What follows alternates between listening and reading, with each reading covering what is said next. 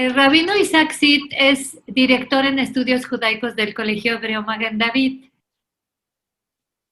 Obtuvo su maestría en educación y actualmente cursa su doctorado en Yeshiva University.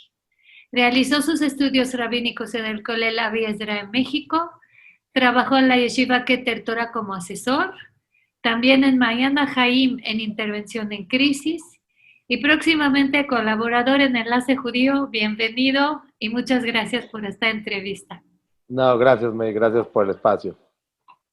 Es un gusto. Isaac, eres director de estudios judaicos en el Colegio Magen David y traes una propuesta que es como una corriente y que se llama el pensamiento hirschiano. Explícanos un poco en qué consiste esta corriente.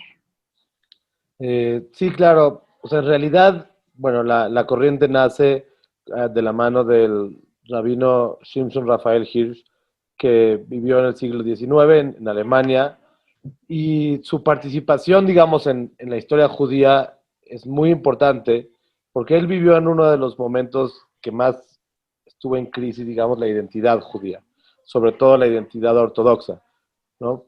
Posterior a la Revolución Francesa, cuando vienen los cambios, la apertura para los judíos de poder involucrarse en el mundo no judío, en ese momento la identidad ortodoxa, para los que habían tenido esta identidad durante todos los años en Europa medieval, se les abre un dilema que es si pertenecer a al mundo no judío y renunciar a su judaísmo o replegarse nuevamente y mantener su judaísmo a costa de perderse el mundo externo.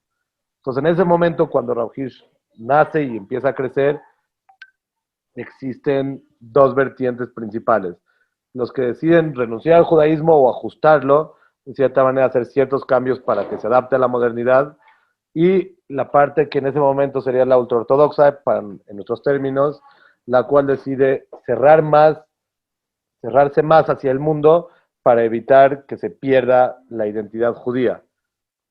Digo, y sin ningún tono de juicio, cada quien trató de hacer lo que se pudo, pero hay una frase un párrafo que dice Rav Hirsch, que dice que hay dos generaciones que se confrontan. Una que trata de preservar el judaísmo a toda costa, pero que no pueden transmitírselo a la nueva generación, y una nueva generación que tienen una momia o una reliquia delante de ellos y que están tratando de preservarla, pero no se dan cuenta que en esa misma manera de preservar, por falta de conocimiento, están a punto de romper como las últimas vibras o las últimas fibras de vida que tiene este ser. Entonces, su propuesta es que en realidad no tiene que ser una o la otra. Y no porque lo diga, sino él replantea que el judaísmo original, antes de Europa medieval, en realidad en la época de los Geonim y en la época de los sabios medievales, del Rambam, por ejemplo, en España, o de Nachmanides, ellos en realidad no tenían una lucha entre el mundo exterior y el mundo judío, sino que los dos se complementaban. Y él dice que esa idea judía se pierde durante Europa medieval, en la época en que hubo persecuciones de judíos y también por el nivel de antisemitismo que existía, dejan de tener una posibilidad de incorporarse a la sociedad en general. Entonces empieza a vivir un judaísmo de gueto, o sea, un judaísmo en el que solamente se vive hacia adentro y que me impide pertenecer a la sociedad. Y después de 500 años de vivir así, en algún momento se traduce a que el judaísmo y el cumplimiento de mitzvot tiene que ver con estar cerrado. Y él recupera esta tradición judía previa a la Europa, a esta parte del medievo, para volver a presentar ante la nueva generación, ante los jóvenes que están creciendo, y presentar un judaísmo en el que puedo pertenecer al mundo moderno y al mismo tiempo mantener el cumplimiento de mitzvot y mi identidad judía. Por eso es que normalmente se le conoce como el arquitecto del judaísmo moderno, porque retoma una propuesta que hasta ese momento parecía como olvidada o relegada a un segundo plano. Tú das un poquito el ejemplo de la esclavitud en tu blog. Entonces explicas de que la esclavitud sí existe en la Torá a pesar, y a pesar de eso es un concepto que en la modernidad no está aceptado. Hay otros temas también que tienen que ver como que a lo mejor la mujer adúltera que se le debe de apedrar o temas así. ¿Cómo resuelves tú esta, cómo le llamaríamos, este, esta Sí, contradicción, o contraste por lo menos. contraste, sí? Claro, aquí digo, ya que lo mencionas, May, en realidad a mí me llama mucho más la atención la pregunta que la respuesta. Lo que me pasa con, digo, en general en la escuela o con mis amigos o en la gente en general, que esta pregunta no está presente en ellos, ¿no? Incluso en mí durante muchos años. Y ahí es como un fenómeno muy extraño, porque si yo a cualquier persona en el siglo XXI le pregunto si la esclavitud es algo como malo, que se considera como posesión a otro ser humano y que si podrías apoyar a alguien que apoya la esclavitud, nadie diría que sí, nadie. Y sin embargo, todos o mucha gente, por lo menos al mismo tiempo, está consciente de que la esclavitud está en la Torá. Entonces, más allá de la respuesta, que ahorita podemos platicar de ella, para mí es muy llamativo que la pregunta no es aparente, que no hay un conflicto al interior de las personas, porque este conflicto no es más presente. O sea, parafraseando, digamos, o volviendo a decir la idea, si yo decir el judaísmo es algo tan importante para mí, y yo creo en el judaísmo plenamente, y al mismo tiempo creo que la esclavitud es muy mala, es algo, una desgracia para cualquier sociedad. ¿Cómo concilio eso dentro de mí? Y entonces la respuesta que planteamos a partir de esto que explicábamos antes es que en realidad, así como se planteaba en el siglo XIX, al principio del siglo XIX, que existía o el rechazo del mundo, ser ortodoxo, de otra manera nosotros integramos esta separación en nuestra misma mente. Entonces, una parte de mi mente es judía y religiosa, que cumple los preceptos y estudia la Torah y todo lo demás, y otra parte de mi mente vive como ciudadana del mundo, con otra lógica. Y ha sido tan exitosa esa separación, que es la que en el siglo XIX estaba fuera y hoy está dentro de nosotros, que podemos mantener dos ideas completamente contradictorias, siempre y cuando una esté en cada lado del hemisferio. Uno en el hemisferio religioso y uno en el hemisferio civil o secular, sin que éstas entren en contradicción, lo cual es bastante asombroso.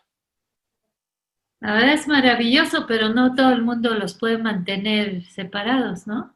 No, al revés, yo creo que el mantenerlos separados realmente nos perjudica, porque entonces mi vida secular, mi vida social, nunca es nutrida por el judaísmo, porque el judaísmo solamente se mantiene aislado en los rituales o en las cuestiones que parecen muy religiosas, ¿no? En los rituales religiosos o en la superstición o en el premio y el castigo divino, pero no aportan esos valores a la a mi vida diaria, a cómo soy papá, a cómo hago negocios, cómo soy amigo, cómo me desenvuelvo como profesionista, porque esa parte no asumo que tiene que ver con el judaísmo. Y por otro lado, el judaísmo, cuando trato de entenderlo, no aplico la lógica que normalmente aplico a mi vida normal. Por eso no tengo problema en la esclavitud. Y entonces el judaísmo acaba sin ser entendido al 100%, sin ser como atacado o analizado. Y eso impide que realmente pueda apropiarme de sus mensajes. Porque solo lo tengo o sea, no como reliquia de museo, pero solo lo tengo de aparador. En el momento de los rituales y en el momento de otras cuestiones, como digo, que parecen religiosas y dentro del mundo religioso, pero no acaba siendo parte de mi identidad. Y el pensamiento hirsiano Entonces, reúne estos dos hemisferios. claro, para el pensamiento cristiano lo que plantea es que hay, digo, eso no lo plantea él, sino esa es la realidad, hay una sola persona.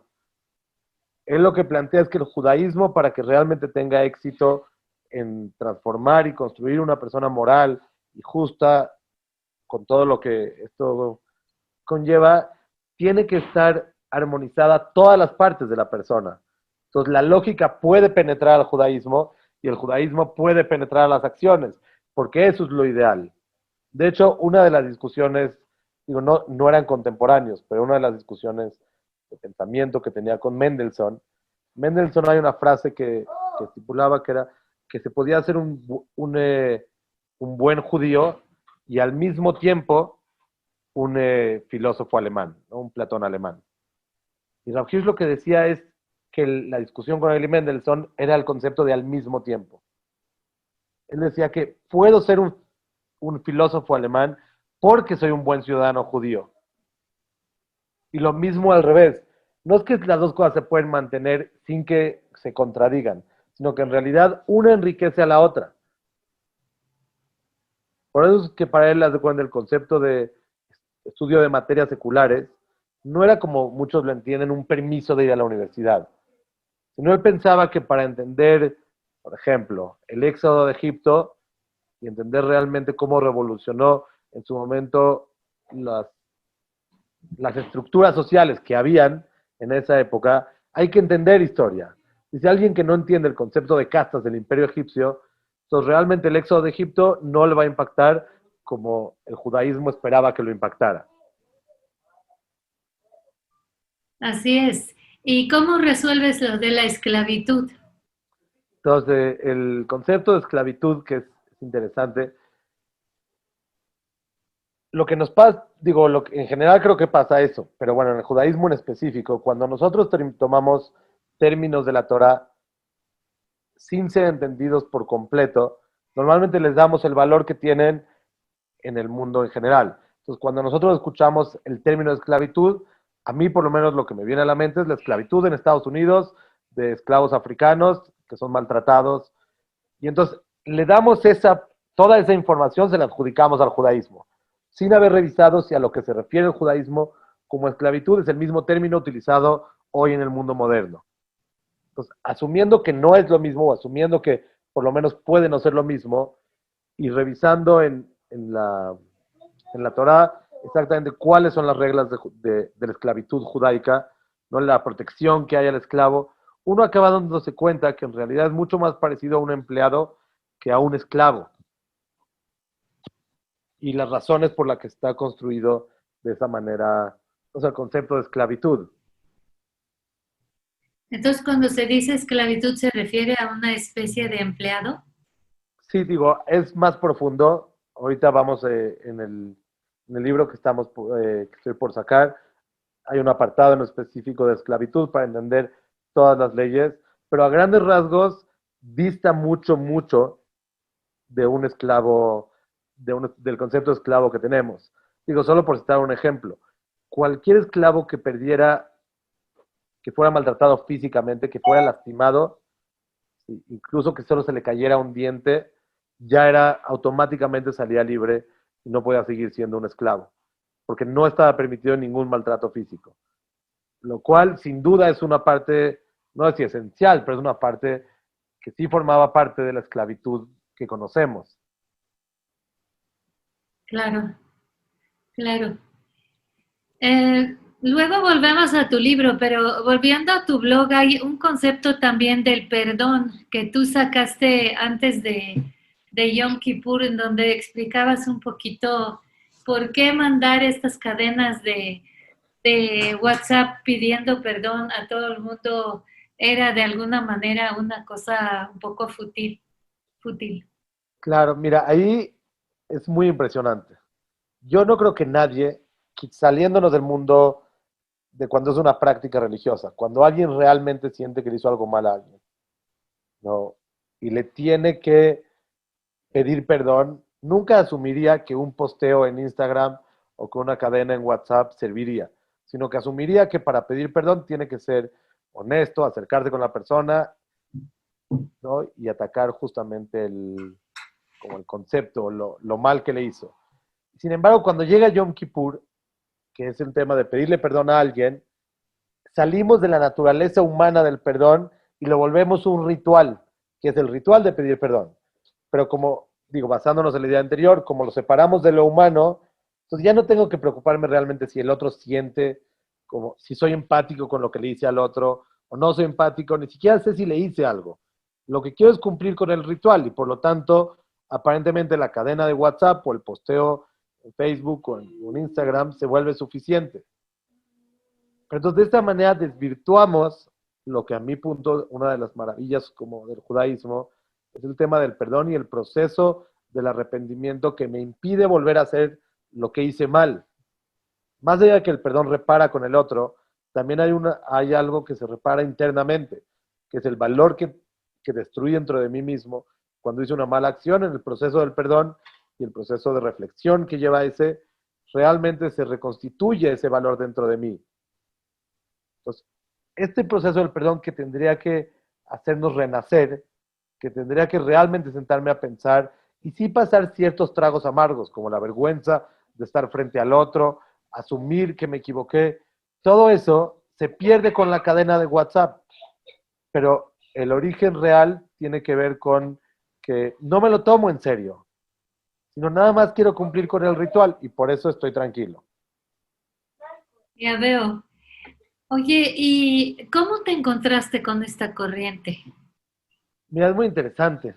O sea, para mí, por lo menos en mi historia de vida, yo, digo, al principio no era una persona tradicionalista, no, y acabando tercero de prepa, me fui a Israel, estudié en una yeshiva que tenía una corriente, o sea, más, digamos, de el estilo lituano, el estilo ultraortodoxo, y mucho tiempo estuve estudiando de esa manera. Sí, Pero, recuerdo que no eras nada religioso. sí, no. Te ibas a quedar en la yeshiva nada más 3 días. O sea, no, sí iba por unos meses, pero yo esperaba regresar a la universidad y a mi vida igual que antes, pero bueno, eso no pasó. Sí, y realmente en ese momento me parecía muy atractivo el estudio y el estilo de vida, y sí creo que me ayudó en muchísimas cuestiones. Pero después de unos años, digo, me casé y tuve hijos, pero después de unos años de estar en este estilo de judaísmo, me di cuenta que había una parte de mí que no estaba tomada en cuenta. O sea, yo digo, cuando fui creciendo me gustaba mucho la lectura, el análisis, la política, o sea, había una parte del mundo secular que ni siquiera es del mundo secular, sino intereses de mi propia persona, que no estaban siendo aprovechados y que no me sentía integrado en esto. Entonces, me topé, ¿Integrado en qué? o sea, como que había una parte de mí, digo, no sé, me imagino que sí, en algún momento, después de varios años, leí Los Hermanos Karamazov y me acuerdo sentir como que esta parte estaba olvidada dentro de mí. Esto que me hace pensar Dostoyevsky, esto que me hace preguntarme, hubo como algunos años que no estuve en contacto con eso. Y por otro lado tenía mi parte judaica que creo en el judaísmo, amo, o sea, obviamente el cumplimiento de las mitzvot. Yo decía como, ¿qué hago con estas dos partes? Porque no es que quiero regresar nada más a los hermanos Karamazov y dejar el judaísmo, porque el judaísmo obviamente me nutre y es como la principal parte que me emociona en mi vida. Sin embargo, esta parte también estaba latente. Y ahí fue donde, bueno, me topé con un libro de Rav Hirsch, principalmente con su explicación. Y ahí empecé como a buscar cada vez más y me di cuenta que era mi lugar, ese tipo de pensamiento. O sea, yo realmente creo que no todos tenemos que pertenecer al mismo lugar. O sea, realmente creo que el judaísmo es vasto y existen diferentes corrientes dentro de la misma ortodoxia y dentro de la misma práctica, porque cada uno tiene un tipo de personalidad que le permite acercarte según su esencia. Entonces, mi punto con el pensamiento cristiano es justamente abrir esta oportunidad y esta plataforma para que los que tengan estas inquietudes parecidas a la mía y esta parecido que no quieren rechazar al mundo por pertenecer al judaísmo y por otro lado que quieren entender al judaísmo desde una lógica que pueda ser justificada, o sea, claramente ante ellos, que les pueda vibrar internamente y puedan ser tomados en serio y que quieran transformarse como de esta manera en el judaísmo, tengan un lugar y tengan de donde como nutrirse. Y dime, ¿qué, tú ahora trabajas esta corriente en el Colegio Maguen David? ¿Cómo es que la comunidad judía de México aceptó esta corriente? Mira, yo creo que, digo, en el caso de la escuela en específico, y también creo que, porque también en las tardes doy clases a los jóvenes, o sea, doy clases de Torah y de judaísmo a los jóvenes con esa misma corriente. Y yo creo que en realidad la escuela trató, cuando se abre la Magen David y este concepto de escuela tradicionalista, que no es una escuela como la yeshiva, pero que sí necesita que los niños vayan a la universidad y tengan este otro contexto, en realidad no la conocían, pero era algo que buscaban, cómo integrar estas dos partes en el alumno, cómo integrar su judeidad y al mismo tiempo su parte de ciudadano global. Entonces, cuando yo entro a la Maguen, yo creo que es, no sé, como Dios fue manejando las cosas, porque la corriente hirschiana realmente es una respuesta a la búsqueda. En lugar de que haya como estudios judaicos y estudios seculares, que puedan haber estos enlaces entre las dos partes, que finalmente lo que provocan es una identidad mucho más fuerte en el alumno y también un mayor entendimiento de las cosas que aprende. Porque que esto va, bueno, según como las corrientes pedagógicas actuales, entre más logremos enlaces en la mente del alumno, entre más pueda conectar, o sea, cada vez se habla más de proyectos interdisciplinarios, que aprendizaje basado en problemas, que la idea es que pueda, eso, que el cerebro realmente responde como uno, no responde encapsulado. De esta misma manera, la construcción de la identidad, hoy esperamos que no sea encapsulada, que no es, bueno, soy honesto y también soy judío, sino soy honesto porque soy judío. Busco la justicia porque soy judío. Y cómo desde mi judaísmo puedo convertirme en ese ciudadano ejemplar. Sí, pues eso está maravilloso. ¿Cómo han respondido los jóvenes a este enfoque? Eh, Hemos cambiado algunas currículas y hemos transformado, o sea, avanzado con esta corriente. Y es muy impresionante. En realidad, yo creo que los jóvenes, a pesar de que tenemos menos énfasis en el contenido y más énfasis en transformar la Torah en un libro vivo y un libro del cual se puedan identificar, el contenido no ha sufrido por eso. En realidad vemos a los alumnos emocionados, involucrados, sobre todo esto en la parte que te comento, en la parte de primaria. Y en la parte de bachillerato, de secundaria y prepa, me parece que el permitirles cuestionar a los jóvenes y el enseñarles que no hay nada prohibido en la mente. O sea, el judaísmo es algo abierto en el que se puede cuestionar todo, siempre y cuando hay la responsabilidad de buscar las respuestas. O sea, lo que siempre le tratamos de transmitir es, no preguntes para quedarte afuera, sino pregunta para entender y después decidir si quedarte adentro o afuera. Pero no utilizar la pregunta simplemente como algo para rechazar.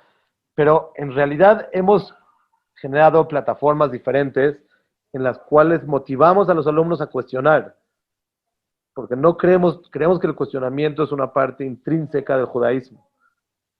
Se crece a base de preguntas y el judaísmo no tiene miedo de preguntas, porque tiene las respuestas, no siempre respuestas satisfactorias por completo, como la persona que está interrogando, pero el judaísmo tiene respuestas lógicas, increíbles, apasionantes, nada más es cuestión de hacer las preguntas y de buscar las respuestas.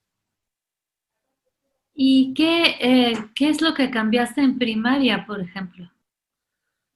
Por ejemplo, la clase de Torah que normalmente tenía que ver con el contenido y con aprenderse los versículos y poder traducir, creamos una nueva materia que implicaba que detrás de cada historia había un valor. O sea, en realidad hay un valor. Lo que creamos fue la materia en la cual se busca el valor. En realidad se sabe la historia, pero saben la historia porque saben el valor que está detrás de la historia y en base a eso empiezan a preguntarse si en su propia vida tienen ese valor. Y ahí es donde te pongo un ejemplo. Hay una parte en la que Abraham Avinu reza por el pueblo de Sedón para que no lo destruyan. Sí. Y ahí trabajamos mucho en la responsabilidad global y la responsabilidad social. ¿Qué tanto yo soy responsable por el otro? ¿Qué tanto, o sea, básicamente, si yo estuviera en el lugar de Abraham, ¿qué estaría haciendo? Y también del otro lado, queda claro que para ser parte, o sea, no para ser judío, pero parte de las expectativas del judaísmo es que tenga estos valores. Así como entendemos que parte del judaísmo es cuidar Shabbat o no comer kasher, también los valores son los que acompañan este judaísmo. Por ejemplo, ahorita igual en las fiestas, que lo comentábamos del perdón, una parte importante que se trabajó transversalmente en la escuela tiene que ver con el perdón, con el proceso del perdón. Entonces, no nada más hablar de los símbolos de Rosh Hashanah o del shofar, sino hicimos todo un trabajo en el cual cada quien pensaba qué hizo mal durante el año, cómo podía reparar eso si era con otra persona o si era consigo mismo. Pero sí creemos que tanto las mitzvot como el calendario judío, son oportunidades para crecer. Entonces hemos creado algo, pues hicimos un calendario de valores cada año, lo hacemos ya en los últimos 3 años, y ya los alumnos saben cuando llega una fiesta que la pregunta es ¿qué valor vamos a trabajar en esta fiesta? Aparte de todo lo que vamos a cumplir y vamos a recordar, ¿qué valor vamos a trabajar dentro de nosotros en esta fiesta? Pues me parece muy interesante eso. También antes de pasar a tu libro, tú trabajaste durante años como coordinador de Kashrut en Magen David. Sí, Dime correcto. un poco, ¿cuáles son los retos del Kashrut en México? Bueno, la verdad que esto siento que es como una dimensión diferente dentro de mí, pero al mismo tiempo no. O sea, los retos de Kashrut en México me parece que es crear un estándar. Déjame ver cómo repito la respuesta. Yo lo que creo en el Kashrut de México es, hay una parte educativa también para la gente sobre los procesos que implica el Kashrut, que no tiene que ver con negocio, no tiene que ver con corrupción, no tiene que ver tampoco con algo metafísico, sino tiene que ver con revisar un proceso industrializado que cada vez se vuelve más complejo. No, o sea, tanto gente que come kosher como gente que no come kosher, siempre la pregunta es, ¿qué hacías en la oficina todo el día? Porque no les queda claro como qué estábamos haciendo. Me dice, ¿ibas mucho a las fábricas? Y les digo, iba algunas veces, pero la mayoría de las veces estaba en la oficina. Y me dicen, ¿qué hacías todo el día? Les digo, no, porque hay que revisar los ingredientes. Me dicen, pero no tenías que ir a revisar los ingredientes. Claro, y la gente piensa que es 1800, en los que voy a ver si hay un pedazo de carne flotando en alguna olla, veo que no hay ningún proceso, un pedazo de carne, entonces digo, es kasher el producto. Pero en realidad los procesos se han vuelto tan complejos que cada ingrediente tiene subingredientes y cada subingrediente tiene químicos base del cual está hecho, que en realidad poder seguirle la cadena a todos sus ingredientes, o sea, es necesario tener todo un contexto, toda una industria, todo un sistema construido para que para que la persona pueda decidir si es kosher o no. Entonces, me acuerdo que en mis primeros años de kosher no teníamos eso en México todavía, como una cadena tan bien establecida. Entonces, cada vez que alguien nos pedía certificar un producto kosher, la respuesta es ni siquiera sé si es kosher o no, porque necesito ir a tu proveedor de saborizante o de estabilizante para saber si es kosher. Y en el desaborizante teníamos que ir al que le vendía los químicos, que normalmente no son mexicanos. Entonces, entender esto me parece, sobre todo para el consumidor, que cambie su visión sobre qué implica comprar un producto kosher. Y también por qué hay diferentes estándares en cuanto a certificaciones kosher.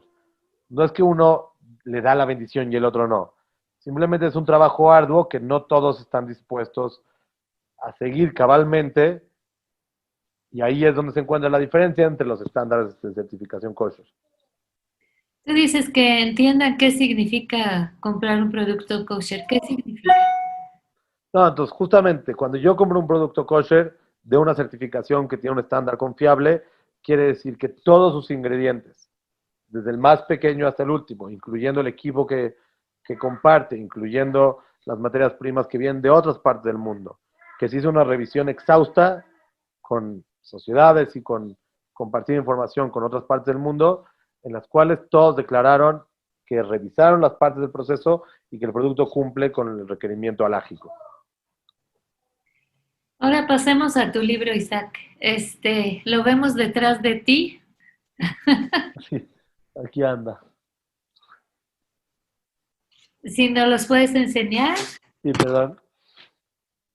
Se llama La eternidad de los valores de la Torá. Eternidad de los valores de la Torá. Ensayos sobre educación política y esclavitud. Y los Correcto. ensayos son tuyos. Y vamos a regalar 3 libros de estos. Y quería saber qué vamos a encontrar en este libro. Eh, bueno, en el libro vamos a encontrar algo parecido al blog, solo obviamente más, no, o sea, más completo. Pero en el libro vamos a encontrar los principios de la filosofía hirschiana, del pensamiento hirschiano. Vamos a encontrar que en realidad en México, no en México, sino en habla hispana hay poco, muy poco sobre el rabino Hirsch y sobre esta parte de, o sea, como esta parte de su pensamiento. O sea, en el libro vamos a encontrar los principios de su filosofía, pero también, que ese es el principal parte del libro, aplicados. Pues justamente cuando empecé a hacer el libro todos me decían, pero ¿qué tiene que ver la esclavitud con la política y la educación? Y para mí son 3 áreas en las que no se espera que el judaísmo tenga algo que decir. Se espera que el judaísmo tenga algo que decir sobre otras cosas, no sobre cómo aprendemos, sobre cómo gobernar y sobre cómo, o sea, la parte social de los esclavos. Entonces, estos 3 temas me parecen importantes porque a través del análisis que hay en el libro, a través de las preguntas que se hace y las respuestas que trato de proponer, que en realidad eso es lo menos importante, nos damos cuenta que el judaísmo tiene mucho más que decir de lo que nos imaginamos y que tanto en las fuentes primarias como el Talmud o la Torah escrita que encontramos y tanto como en los comentaristas medievales, sí hablan sobre estas cuestiones, porque ellos entienden el judaísmo como un sistema de vida holístico que incorpora todas las áreas de la vida de la persona. Entonces, tanto el aprendizaje, en el cual ahí nos preguntamos dentro del qué opina el judaísmo del constructivismo, y dentro de las mismas corrientes constructivistas, cuál es el que el judaísmo más utiliza en su proceso de aprendizaje. Porque, sin duda, uno de los planteamientos, digo, desde el libro, pero es que el judaísmo, de cierta manera, tuvo un proceso educativo exitoso.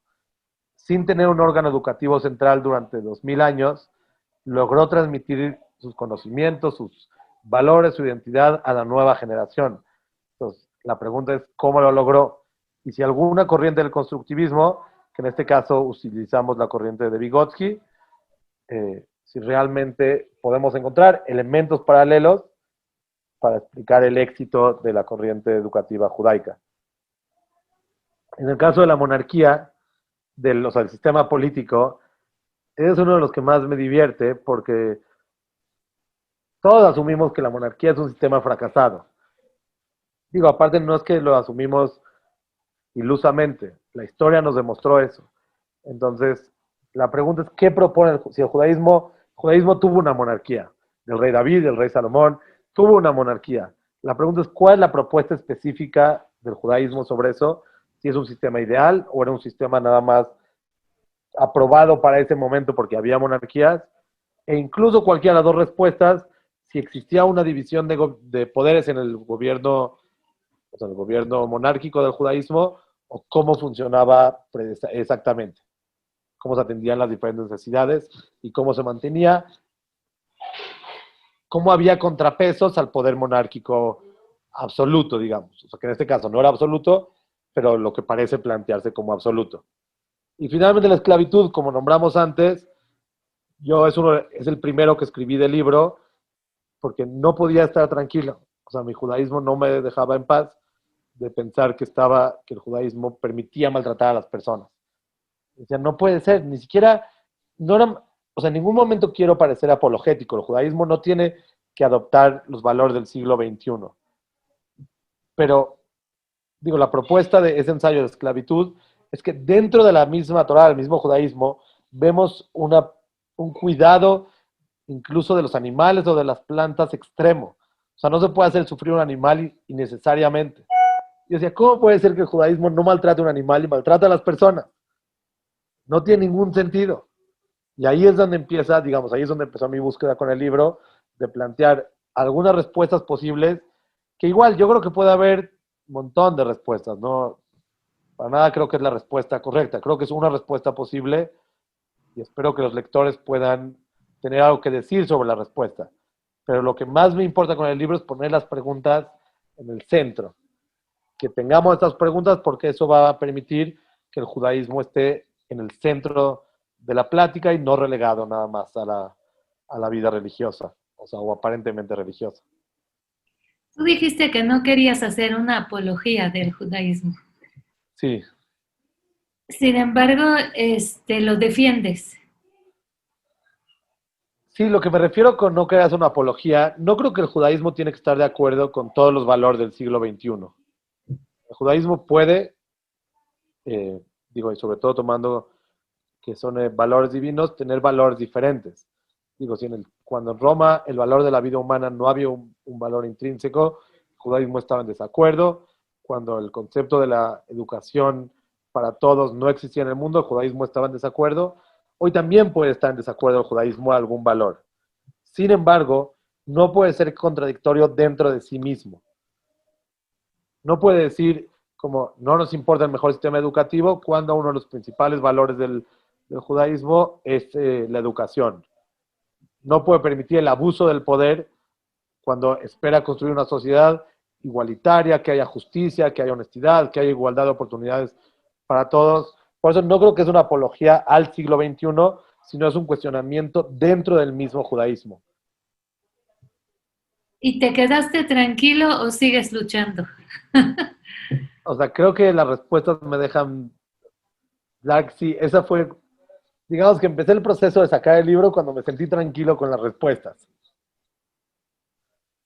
O sea, hay muchos temas en los que no, claramente, y esperemos que eso sea un proceso de pensamiento y de discusión posterior, pero sí veo, digamos, como mi parte en lo que puedo aportar en esta discusión. Me parece importante seguir cuestionando y seguir tomando estos temas álgidos, estos temas que parecen sensibles y muchos prefieren voltear hacia otro lado por no pensar que existen respuestas. Creo que la confianza que hay que tener en el judaísmo, al ser, digo, claramente dentro de mis creencias, al ser algo creado por Dios, tiene que haber una confianza absoluta, en que tiene que haber esas respuestas que nos permitan sentirnos cómodos, aunque a veces implique ciertos sacrificios, tanto de acciones como de ideas, pero van a haber esas respuestas. Y por eso es que me atreví a empezar como en este viaje. Pues se ve como una odisea que empezaste. Sí, digo, así lo vivo, pero es algo, ha sido una experiencia muy gratificante. Claro, es abrir, abrir el tema, ¿no? Abrir la conversación en vez de cerrarla. Claro. Pues muchas felicidades, Isaac. Pues Gracias, con May. mucho gusto, bienvenido a Enlace Judío y ahí estaremos platicando más acerca de esos temas tan interesantes. Cuando quieras, al revés, es un gusto y espero que toda tu audiencia, que es grande, le interese el tema y claramente estamos aquí para comentarios, preguntas y para futuras conversaciones. ¿Dónde vamos a encontrar el libro? El libro va a estar a la venta en Amazon, espero que para la próxima semana ya esté listo y también lo venderán tanto en el Colegio Maguen David, en trabajo, como en la comunidad Maguen David y obviamente conmigo. Pues vamos a decir a nuestros lectores que también, bueno, a nuestros escuchas, a nuestra audiencia, que también nos lo pidan y te haremos llegar las peticiones.